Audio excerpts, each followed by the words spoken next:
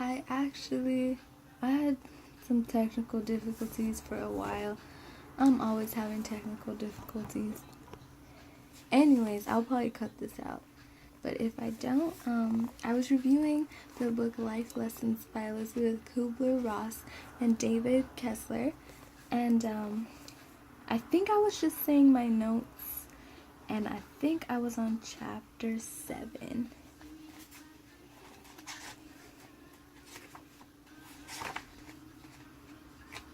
Okay, chapter 7, The Lesson of Time. So I know there was a couple interesting things I saw here. So, let me see.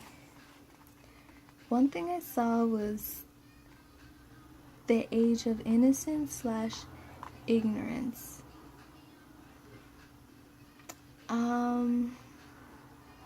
It's crazy because I kind of like remember that, and I kind of like miss that, like not knowing a bunch of stuff, which is really weird to think about, because I don't know, you think knowledge is power, and that could be true, but who needs so much power all the time? Like, knowledge is also dangerous, kind of scary at times, but obviously I believe strongly in education. I want to educate myself.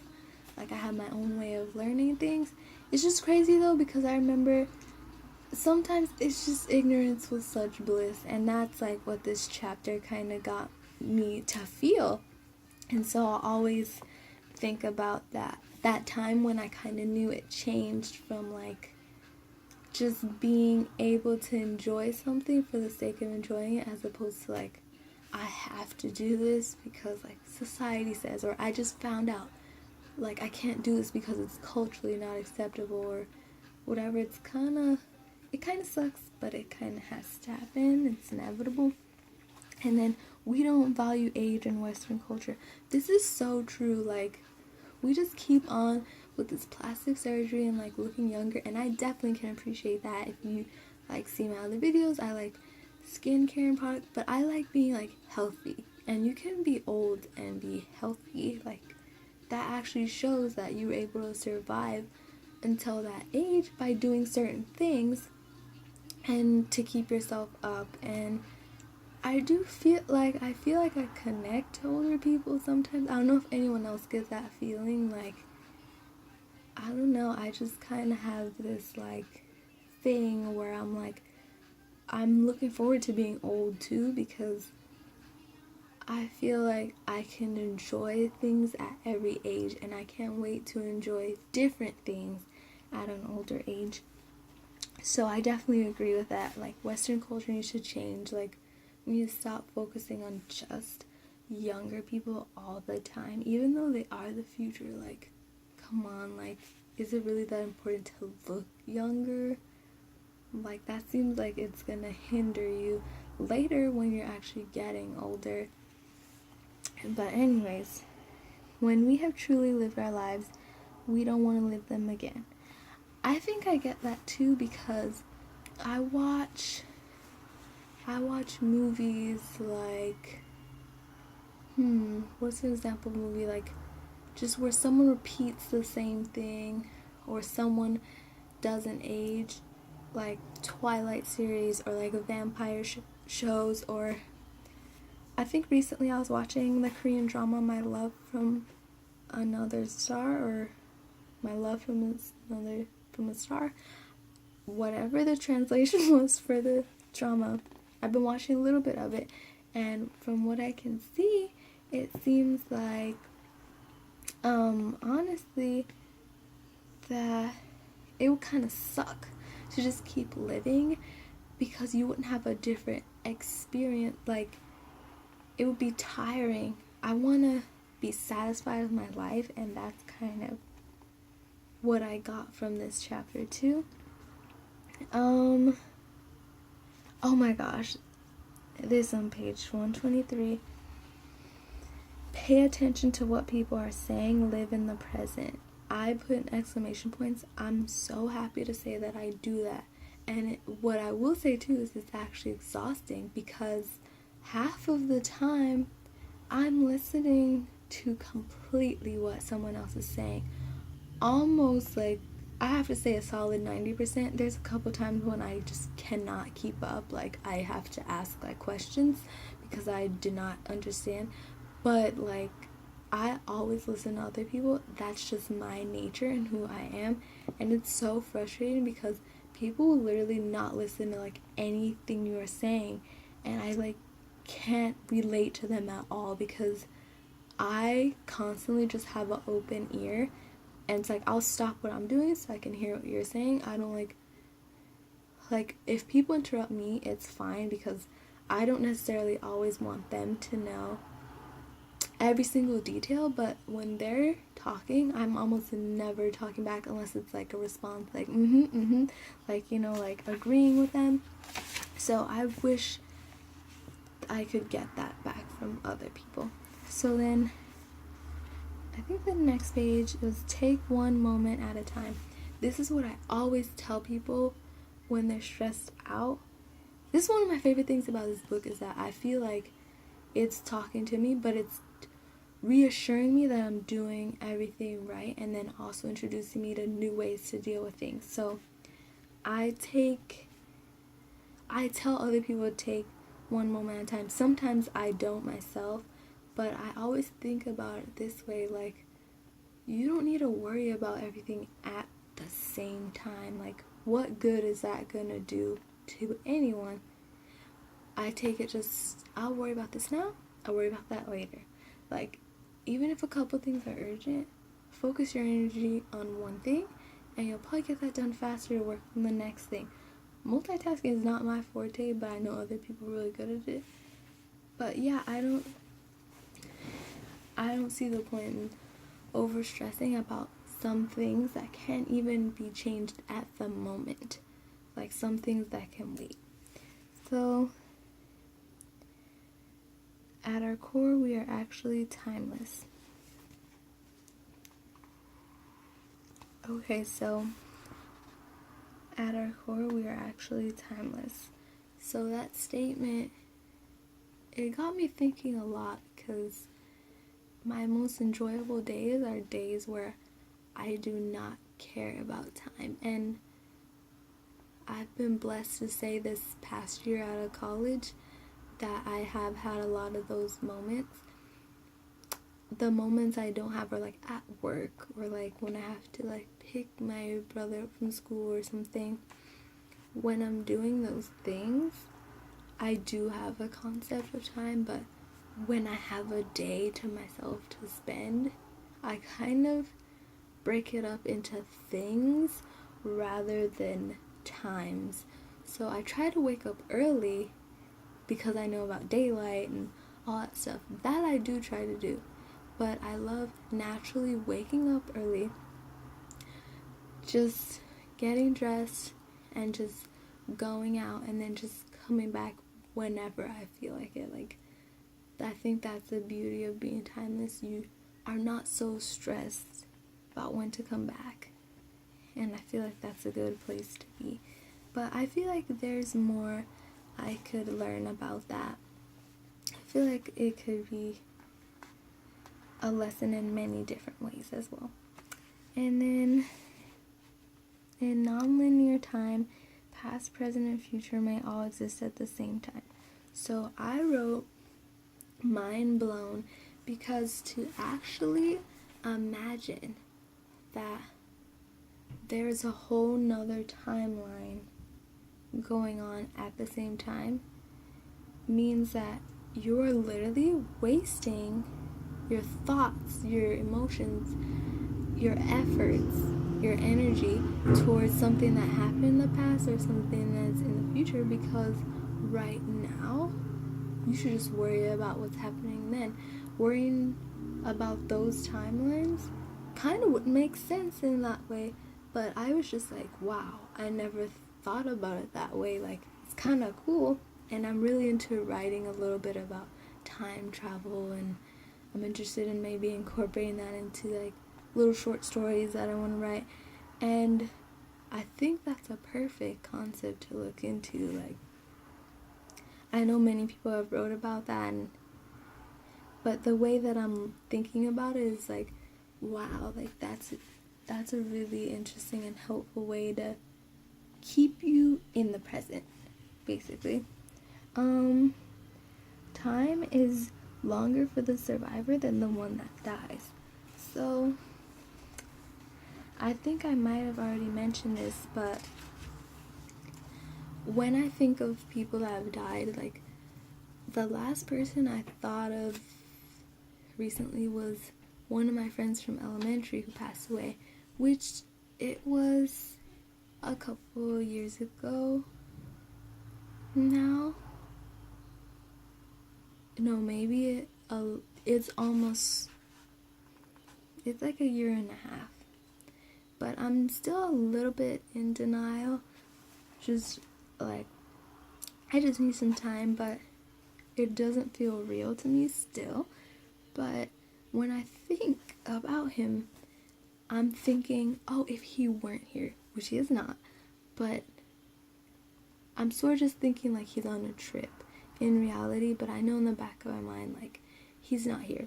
So my mental process is, if he's not here, what would he do with the rest of his time? Like, would he want me to just sit here and be sad about it and just, feel bad for myself? And obviously the answer is no. Nobody you know would want you to sit around and waste your life. If they do, something is seriously wrong with them. But what I think is, like, we're here for a reason, and that reason is for living. And I think it would be a complete waste if you let the person that died influence you to, not influence you, but if you let that affect you in the way that you would stop living as you should, or as they would. So I think that's an interesting concept. Like, time is just, there's so much time left, but if you're dying, of course you're like, well, I'm not really worried about what's gonna happen in the future. I'm focused on today. So I found that very interesting. Chapter 7.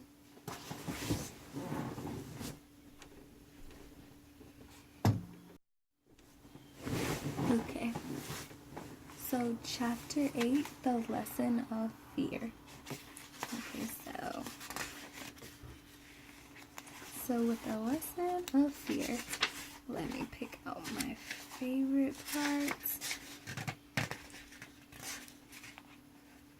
Okay, so with this chapter, I wrote, when we die, it is our time. So, man, I've been thinking about this chapter a lot. I remember the first time I left the country, I knew I had to do it because I was so scared. That is basically how I judge things. If something is scary, I have to kind of do it to get it over with. But obviously in some scenarios, it's beneficial as opposed to others where you kind of know, you can judge whether that situation will actually be beneficial to you or not. And then for me, most of the time, it's things like leaving the country, like meeting new people, joining a club. For me, it's those experiences, applying to schools. Like, I think that's what kind of gets me to do stuff. And so when I think about what I do on a daily basis, I think about like driving, I think about getting on a plane, I think about food I'm eating, I think about how I'm sleeping, I think about, just if I ever take like aspirin, medication, anything like that, I'm thinking, what if I die? That question is always in the air. And to me, that question is just based completely in fear. And if you take when we die, it is our time, it gives me comfort because it makes me think the choices that I make the stuff that happens is meant to happen. Like, a lot of people might not agree with, whatever is meant to happen will happen, but I think that belief helps me get through a lot of things, because it's kind of like, I can't mess this up, because if I'm meant to die, then I will.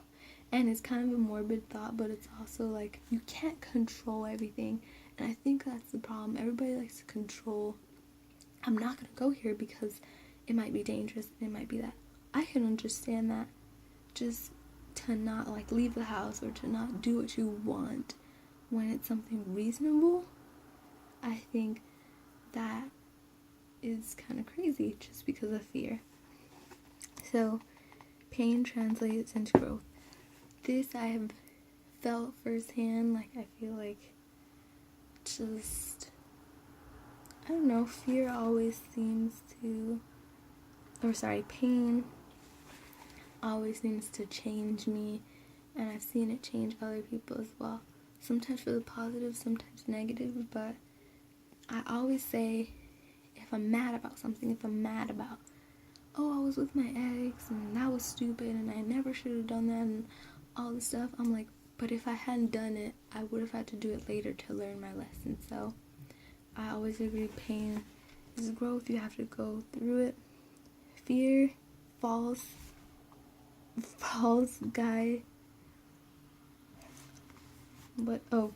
evidence appearing real. I can't read my own writing. False evidence appearing real. I think that describes it well. The first image that pops in my head is roller coasters. So roller coasters actually pose legitimate danger.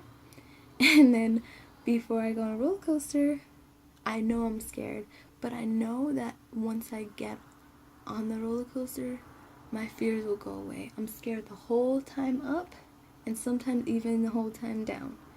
And then, I guess in my example with the when we die a third time thing is, if I go on a roller coaster and I die, I'm thinking, well, yeah, I could have not gone on the roller coaster, but then there's probably something else that will happen if it is my time. So yeah, you might think that choice or this choice. What I'm gathering from the book and what I kind of see now is, yeah, this choice or that choice, you might have thought it would make a difference, but really, you don't know if it would have or not, because it was meant to be your time. And I think that's a really logical way to think about it for me. So there's that. Kindness always overcomes fear. Okay, so this, I am needing to see more evidence of this. Kindness always overcomes fear. I feel like I need to see a more tangible example in my life to understand that, but I could kind of see where it's heading. Like, if you're scared of something, you can just go through life with a kind heart and kind soul, and you will never be scared of anything. And I think that's kind of what I'm getting from facing your fears idea, is kind of would turn you into a good person, which that's how I feel. Two primary emotions, love and fear, and their opposites.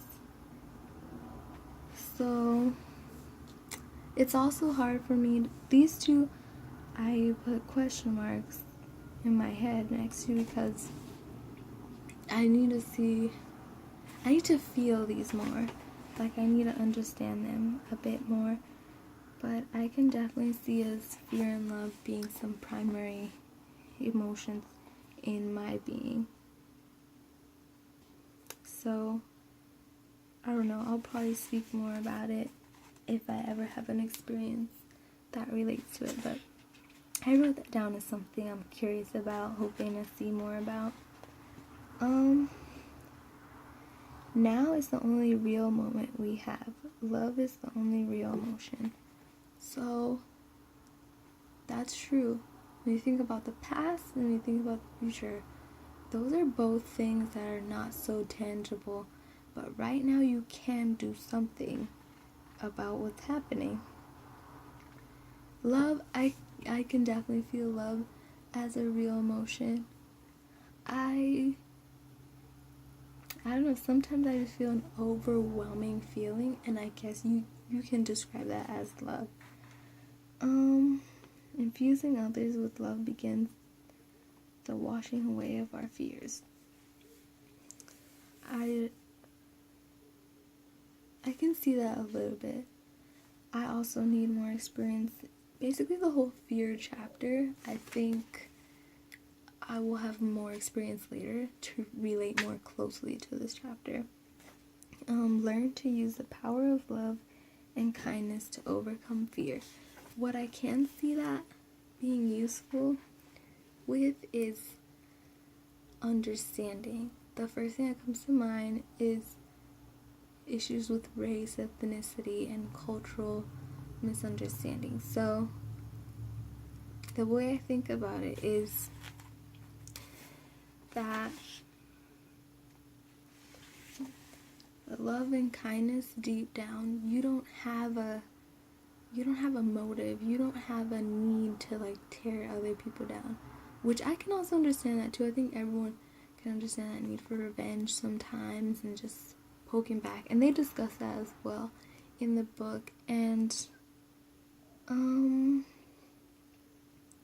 I just feel like by using that kindness, you can get other people who are scared of issues like controversial issues, religion, all that stuff.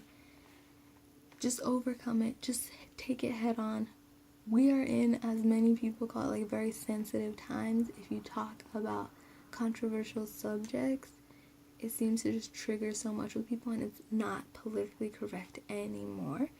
And I think that if you come from a place of that kindness and love, I do agree that people will stop being scared of everything and scared of new things and scared of what to say and scared of how to say and everything.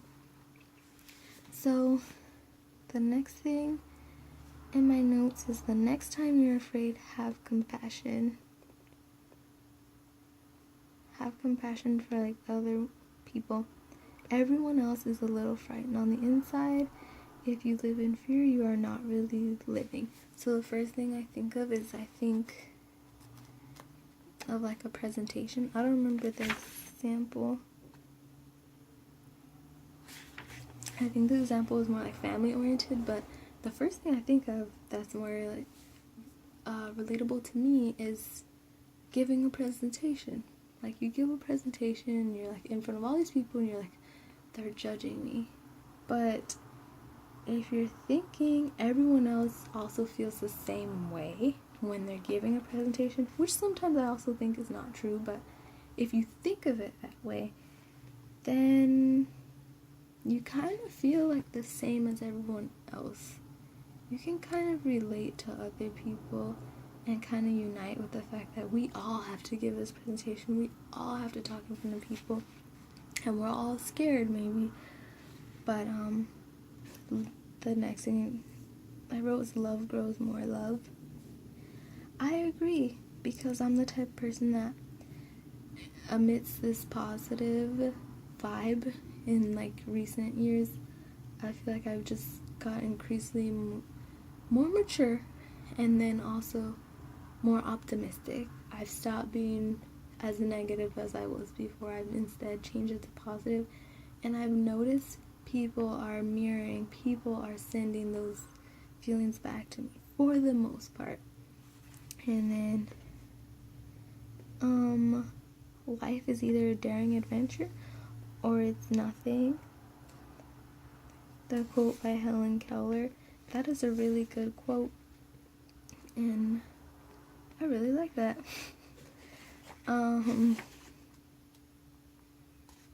But I think it sums up everything pretty well when it comes to fear. Like, don't fear an adventure, because